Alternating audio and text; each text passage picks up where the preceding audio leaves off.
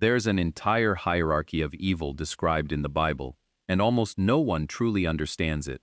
We use the term demon as if it were all the same thing, a generic bunch of evil figures scattered around. But it's not quite like that.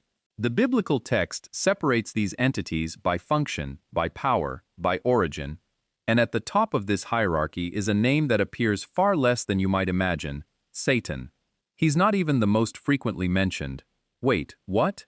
That's right. So who are the others? Where do they come from?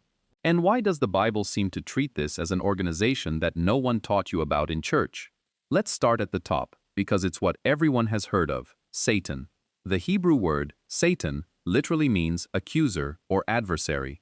It's practically a title, a function, more than a proper name. In the book of Job, he appears before God along with other celestial beings, and the text describes him as someone who wanders through the earth, going to and fro, Job 1:6-7. Notice that he has access to God's presence. He's not an isolated monster at the bottom of a cave. At this point in the narrative, he's part of a kind of celestial council. This already breaks the image of the isolated villain that pop culture has sold us. Below him, and here's where things get interesting, there's a category called princes or territorial rulers. In the book of Daniel, chapter 10, an angel sent to answer Daniel's prayer is deterred for 21 whole days. Why? Because, as the angel himself explains, the prince of the kingdom of Persia resisted him the whole time until Michael, called one of the chief princes, comes to help. In other words, the Bible describes evil spiritual entities associated with specific nations and territories with enough power to hinder a celestial messenger for weeks. It's not just any brute force, it's strategic, almost geopolitical resistance. Strange, isn't it? We don't usually think of demons as evil diplomats, but that's basically what the text suggests here. Going down another step, we arrive at unclean spirits, or evil spirits. This is by far the most frequently cited category in the Gospels. These are the spirits that possess people, which Jesus repeatedly expels throughout his ministry. In the Gospel of Mark, chapter 5, there is a case that illustrates this in an almost frightening way. A demon-possessed man identifies himself saying, "My name is Legion, for we are many," an entire army inhabiting a single human body. This completely changes the scale of the problem. We might imagine one demon per person, perhaps. But the text describes, in this specific case, an entire multitude concentrated in one place. And there's an even stranger category, one that most Christians don't even know exists within the Bible: the satyrs, or wild goats, mentioned in Isaiah 13:21 and 34:14, inhabiting abandoned ruins, dancing among the rubble of destroyed cities. Researchers relate this term to minor deities of the Canaanite pantheon, beings associated with desolate places, somewhere between a demon and a figure of regional folklore, incorporated into the biblical text as part of the spiritual landscape of the ancient world. Curiously, this shows that the Bible doesn't completely ignore the beliefs of neighboring peoples. It reclassifies them, placing these figures within a larger hierarchy under God's authority. But where does all this come from? How did these beings arise?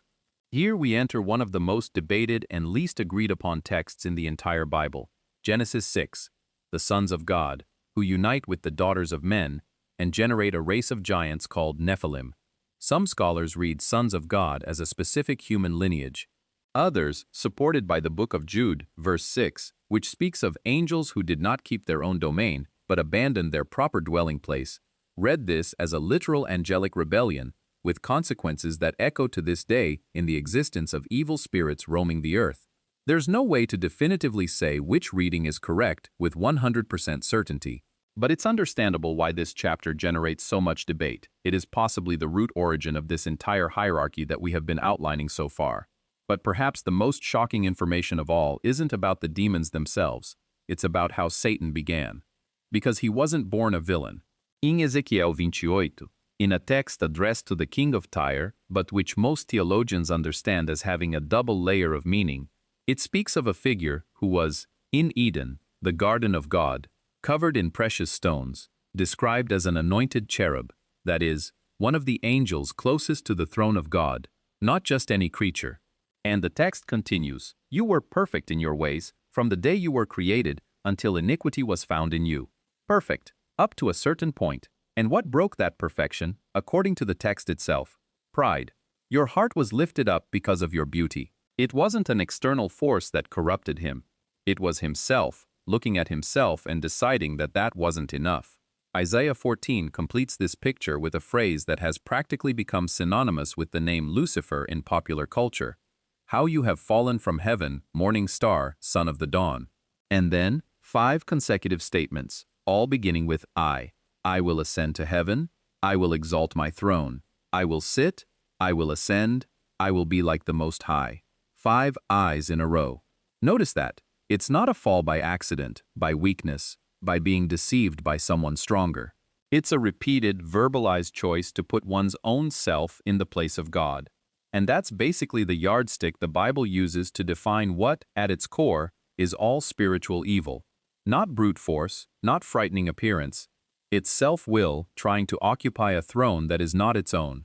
And look how interesting. This same logic is repeated down there, at the base of the hierarchy, with the spirits that possess ordinary people. They have no power of their own to create anything, only to distort, occupy, and imitate what already exists. It's almost a mirror, on a smaller scale, of the same sin of Lucifer, using what is not his. So, putting it all together, Satan at the top, as the accuser with limited access to God's presence, territorial princes in a kind of spiritual geopolitical dispute, unclean spirits occupying people, sometimes in droves, minor figures like satyrs inhabiting ruins. What the Bible portrays is not a random chaos of loose monsters. It is a structure, with origin, with function, and, on top of everything, a story of pride that became the model for everything that comes after. It's worth reiterating, not everything here is unanimously agreed upon by scholars, you know?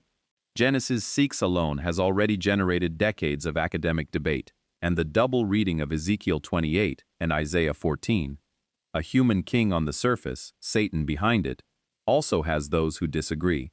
This isn't a weakness of the text, it's just the type of topic that resists easy answers. If you've made it this far, you've probably also wondered, is there a similar hierarchy on the other side, among the angels who remained faithful? This is undoubtedly the question that comes up most often when this subject is discussed. And that's exactly where we'll continue this journey in the next videos. So here's a tip. Subscribe to the channel if you want to follow along closely. But now, here's the question for you. Out of everything we've seen here, which of these figures intrigued you the most? Satan at the top, the territorial princes, or the spirits who possess in multitudes? Comment below with your opinion. I really want to read what you think, and I'll see you in the next video.